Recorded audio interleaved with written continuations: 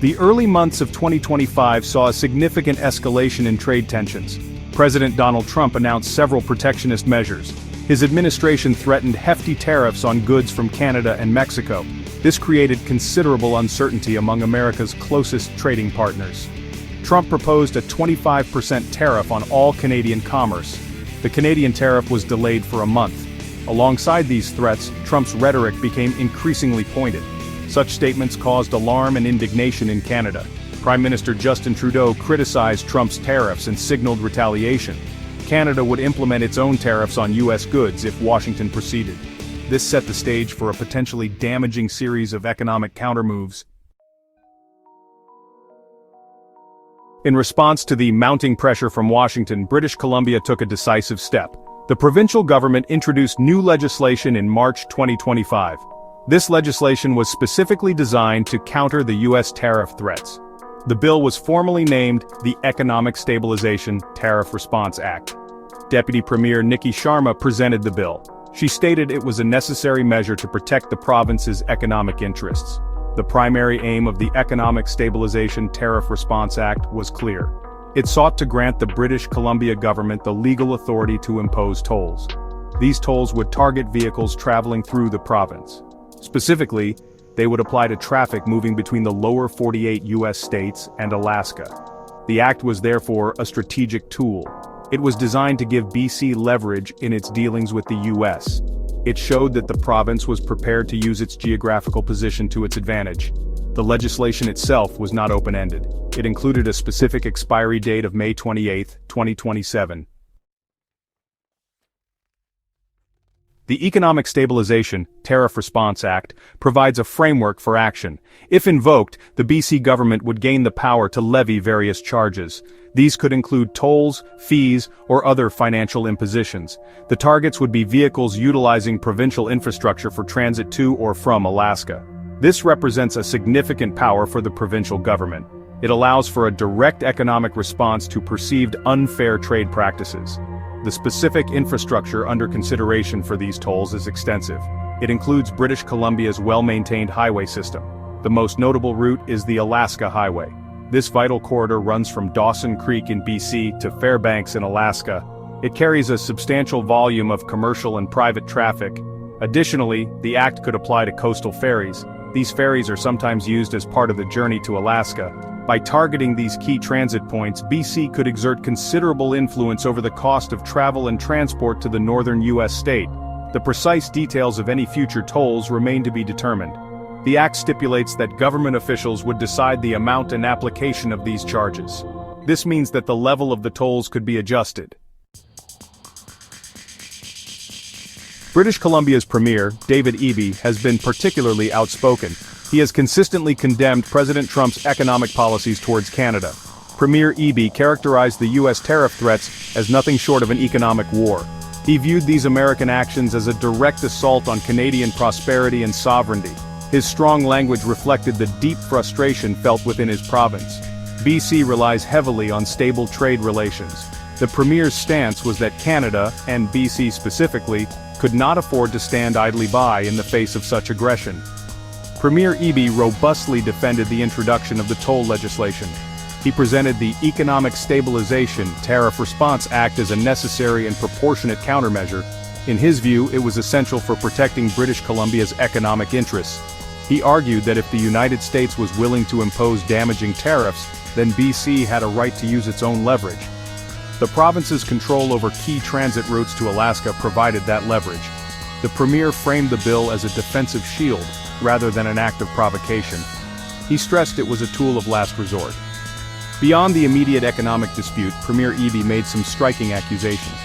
He suggested that President Trump harbored ambitions beyond just trade concessions.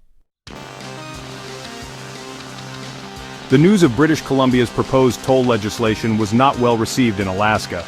There was a strong and immediate negative reaction from Alaskan political figures.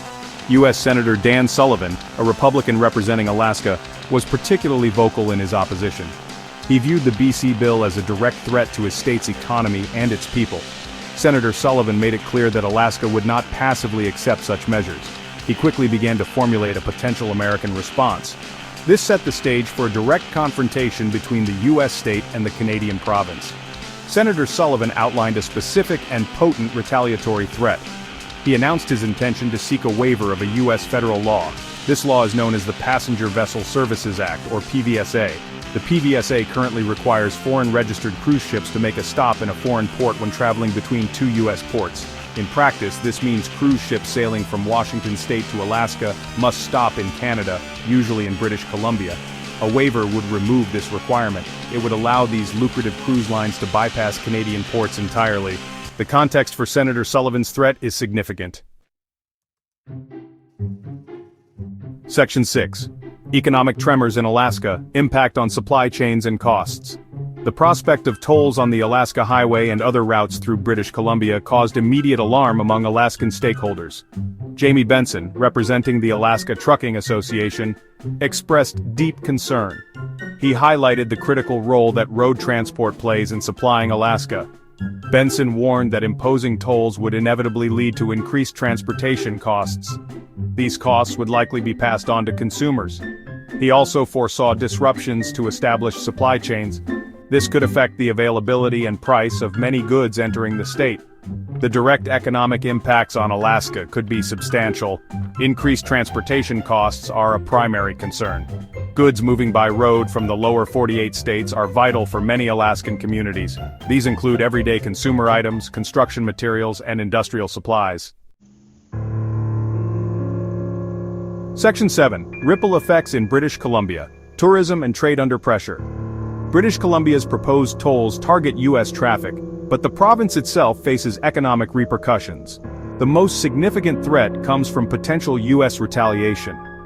Senator Dan Sullivan's proposal to bypass BC ports is a serious concern. The cruise ship industry is vital to British Columbia's tourism sector. It generates substantial revenue and supports numerous jobs. If cruise ships no longer stop in BC, the economic fallout could be severe. The scale of the cruise industry's importance to British Columbia cannot be overstated.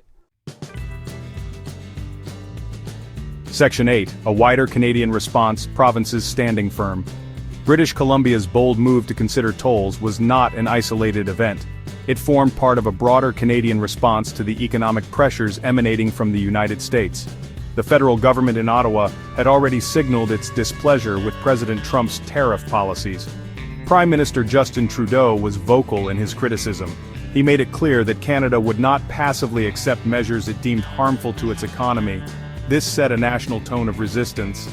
It also provided a backdrop against which provincial actions could be understood. At the federal level, Prime Minister Trudeau announced that Canada was prepared to implement its own retaliatory tariffs. These would target U.S. goods if Washington proceeded with its threatened duties on Canadian products.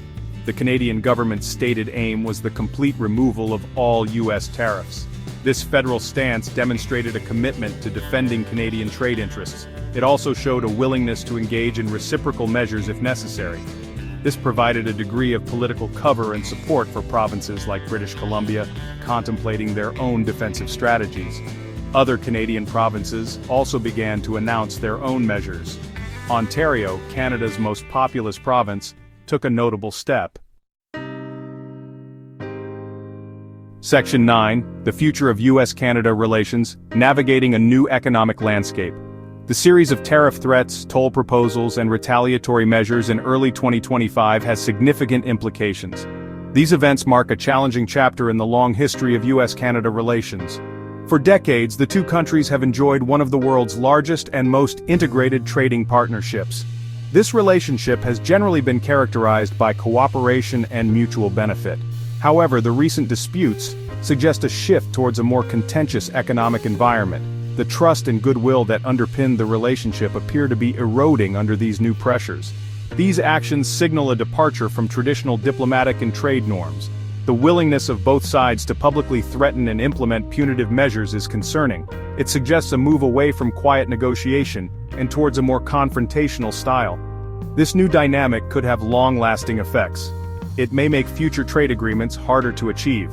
It could also lead to persistent uncertainty for businesses on both sides of the border.